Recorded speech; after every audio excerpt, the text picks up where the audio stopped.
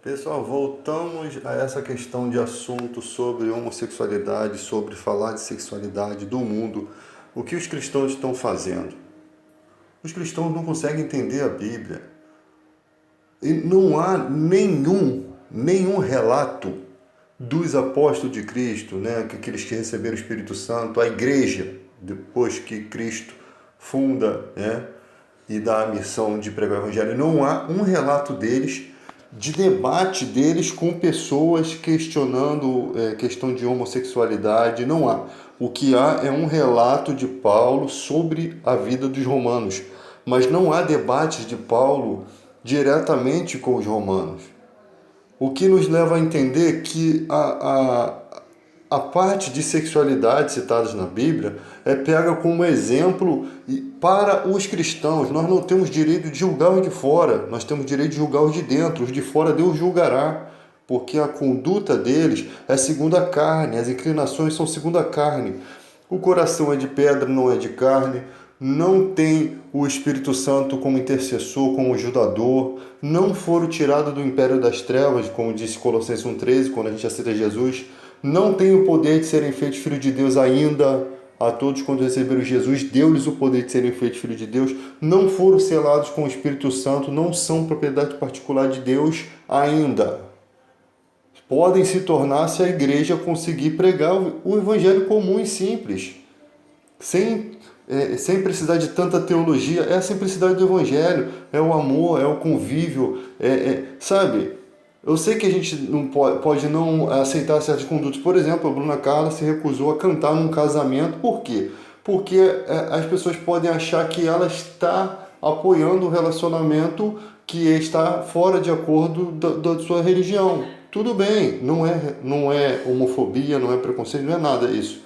É simplesmente o direito de não cantar. Mas eu posso ir na casa de um homossexual, de um casal, e fazer um culto e louvar e pedir a Deus que abençoe a vida deles? Eu posso. Eu não estou aqui pedindo para que abençoe a vida familiar deles como família, porque vai contra a minha crença. Eu estou pedindo para Deus abençoe a vida deles, independente de como eles vivem. Por quê? Porque contra o amor não existe lei. Amar contra o amor não há lei. Amar é uma lei de Cristo, então não tem nada que possa vir contra isso. Então se eu posso explicar, poxa, eu não vou não vou louvar aqui no seu casamento para que vocês não acreditem que eu estou apoiando essa conduta que vai contra o que eu creio, né? E não cabe a mim aprovar a conduta da pessoa ou não. Isso cabe a ela. E também não cabe a ela me criticar por não querer louvar em um casamento, tá? Mas só o fato da igreja estar levando isso, esmiuçando isso, falando disso, já mostra falta de espiritualidade e conhecimento bíblico. Você não vê essas informações fluindo no Novo Testamento, tá? Você não vê essas situações. Nossa, nós já vencemos o racismo em algumas partes, na igreja pelo menos já vencemos o racismo, vencemos algumas coisas, mas ainda estamos presos nisso. O diabo não tem medo disso não, gente. O diabo tem medo da pregação da palavra. É o evangelho que tem poder. Ele tem medo da nossa conduta diária entre irmãos e cada dia aceitando mais as pessoas. Nós precisamos entender, quem não está em Cristo é porque ainda não recebeu a revelação no coração dela. Então, o que nós podemos fazer? Forçá-la a aceitar o evangelho? Não há uma forçação de barra. Elas, por livre e espontânea vontade, precisam vir até Cristo. Se elas não quiserem vir, é direito delas. Elas estão sendo autênticas àquilo que elas acreditam. Não foi dado o direito de você crer como você vai crer. É melhor ser ateu do que crer em qualquer coisa. Então não foi dado ao coração dela a revelação do Filho de Deus ainda. Jesus disse, ninguém pode vir a mim se o Pai não o trouxer, porque está escrito nos profetas, e serão todos ensinados por Deus. Vocês não conseguem entender isso. A salvação é um plano, é uma obra de Deus, não é uma obra do cristão. Nossa luta não é contra sangue e carne, nós estamos lutando contra o mundo aqui. Essa vergonha toda, essa repercussão toda. E por outro lado, pastores se envolvendo com as questões políticas e se aproveitando de questões financeiras. E a gente vendo a derrota, a destruição, o evangelho da difamado, caluniado, a ponto de pessoas dizerem assim, não queremos mais igreja, como se o templo, não existe templo, como se templo que fosse o problema. O problema é o ser humano, não é ou você estar dentro de um templo ouvindo a palavra, porque você está num local que precisa de silêncio, precisa de um espaço para as pessoas sentarem, se acomodarem e ouvir a palavra. Nós sabemos que aquele templo ali não é a presença de Deus, mas nós sabemos que ali a presença de Deus está, como poderia estar na rua, em qualquer lugar. Mas ali foi um lugar reservado para isso. Você não conhece um lugar que você reserva a sua casa, onde você tem relações sexuais com seu cônjuge, onde você xinga palavrão. Ali não foi reservado para Deus. Então, precisa-se ter um lugar reservado para Deus, um lugar onde as pessoas vão ali com o mesmo propósito. E isso não tem nada demais. Agora, se nessas igrejas tem aquela pedição de dinheiro, tem aquela pedição de voto, tem aquelas coisas que o brasileiro bem sustenta, que é o charlatanismo, o brasileiro ele não consegue deixar de sustentar os charlatões. Se existe, como diz uma frase, se há um idiota no poder, é porque os que o elegeram estão bem representados. Isso no âmbito político e religioso.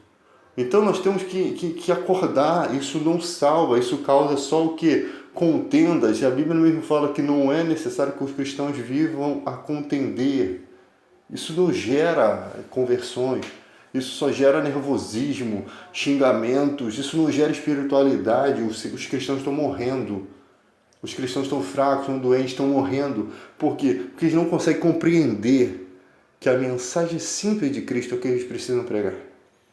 Fala a história de Zaqueu. Acorde, hoje Deus parece que tocou meu coração. Você não precisa nem dizer que Deus tocou, mas parece que eu estou sentindo que essa mensagem vai ser uma mensagem boa. Toda mensagem de Deus é boa. Então, você prega ali, fala de Zaqueu, fala de Nicodemos, fala de Naamã, continua, parece que o povo enjoa das histórias, né?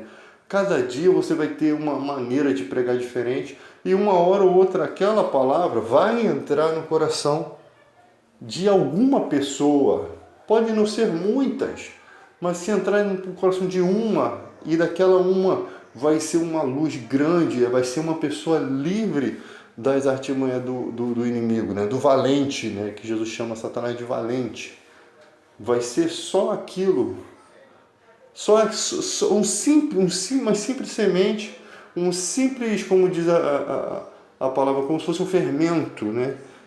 Que leveda toda a massa, salvou toda aquela casa, iluminou toda aquela... Uma palavra que você pregou, o cara viveu 100 anos, 50, 80 anos, pregando aquilo que foi, pregando com a sua vida, aquilo que ela ouviu lá atrás, de você, que estava disposto a pregar e não estava perdendo tempo com todas essas bobeiras de discussões que nós temos hoje aí.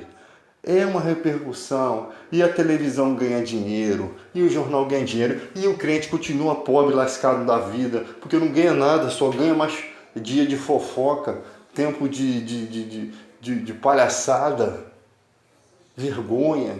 E é uma palhaçada, Eu acho que Deus deve olhar para o Brasil e falar assim, que porcaria é essa? Que palhaçada está acontecendo aqui? O lugar onde escolhi para que tivesse inúmeras Bíblias, inúmeras... Pô, olha só, uma coisa interessante. Quando Ciro Malafaia antigamente pregava, eu adorava aquelas revistinhas com ensinamentos. Agora não tem mais. Me amarrava naquelas revistas, tinha muitos ensinamentos ali. Olha, a CPAD tinha muitos ensinamentos. Apesar de dizerem que o pessoal da CPAD é super arrogante, não me importa. O que me importa é que eu estou lendo ali a mensagem. Isso está perdido.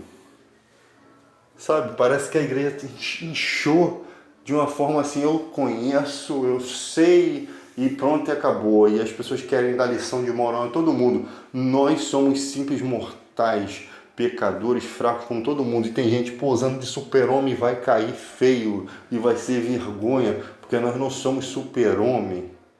A Bíblia mesmo diz, quando vocês fizerem todas as coisas, vocês têm que dizer que só fizeram aquilo que foi pedido, não fizeram nada mais.